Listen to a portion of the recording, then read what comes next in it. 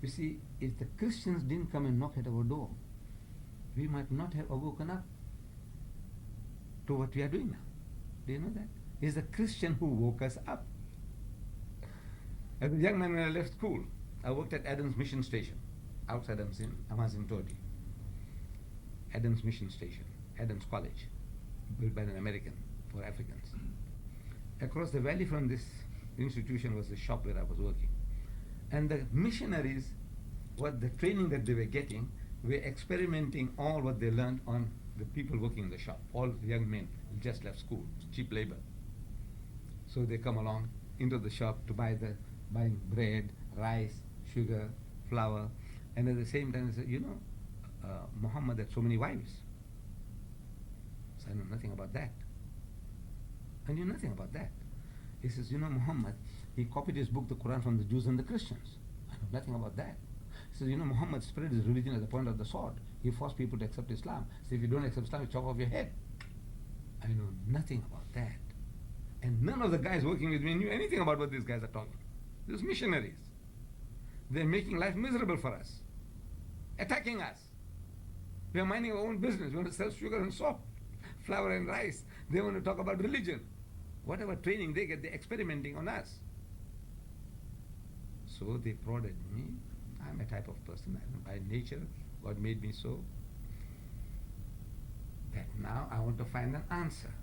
And I found an answer in a worm-eaten book. And that changed my life, that worm-eaten book. And now I write books as a result of what I had read in that worm-eaten book. 250,000. I've reached 250,000 of this. 250,000 of this. For my community, it's a stupendous figure. Yeah, continuation, volume 2. Volume 3, I'm writing at home now. I have written, millions of pamphlets have been distributed. That one I showed you about His Holiness the Pope, I did 250,000 of that, this pamphlet, 250,000, in Arabic and in English.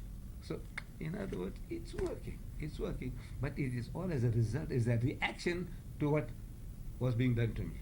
And today, on each and every Muslim home, a Christian missionary goes and knocks it. I've been asking people questions in public meetings. I said, is there a Muslim here whose door has not been knocked by a Christian yet? Please put up your hand. In the first meeting, I asked this question, not one. I thought maybe they don't understand my English. So I repeat the question. I said, is there a Muslim here whose door has not been knocked by a Christian yet? Please put up your hand. Not one. Next one. Gathering. Not one.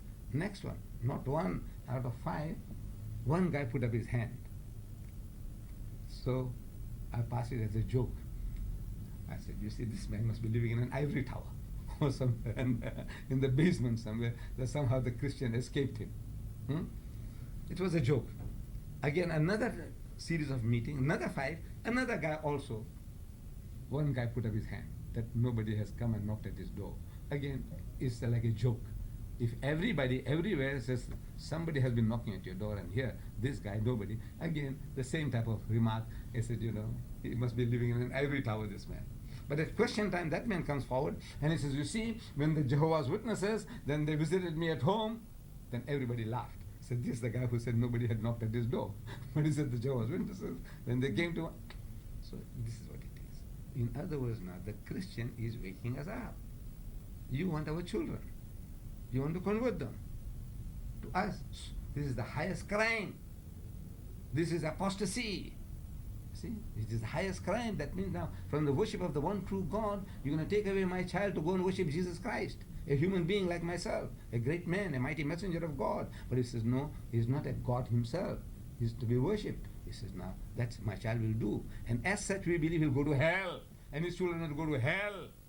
He is more dangerous. That missionary is more dangerous to me and my people than the Russians in Afghanistan, or the Jews in Palestine, or the Russians in Chechnya, or the Bosnians, there's the Serbs in Bosnia.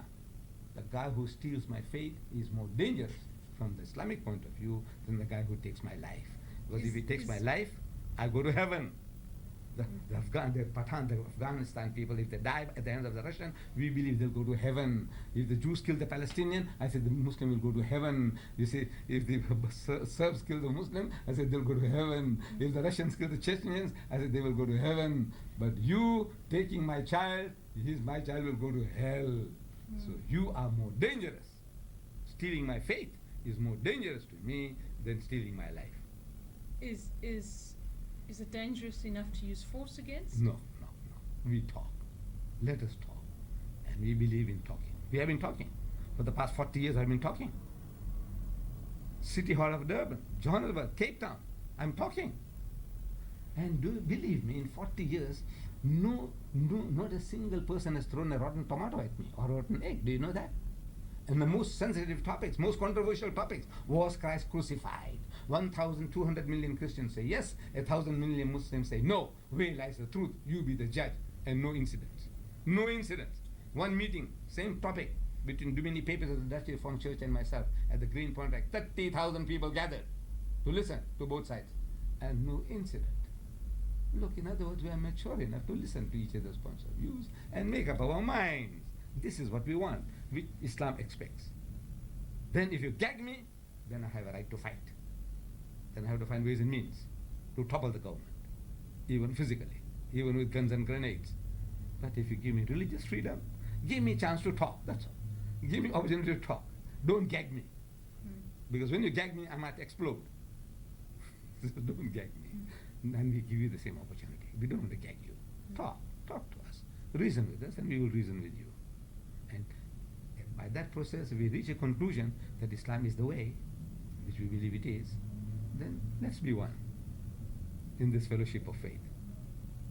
There's a lot of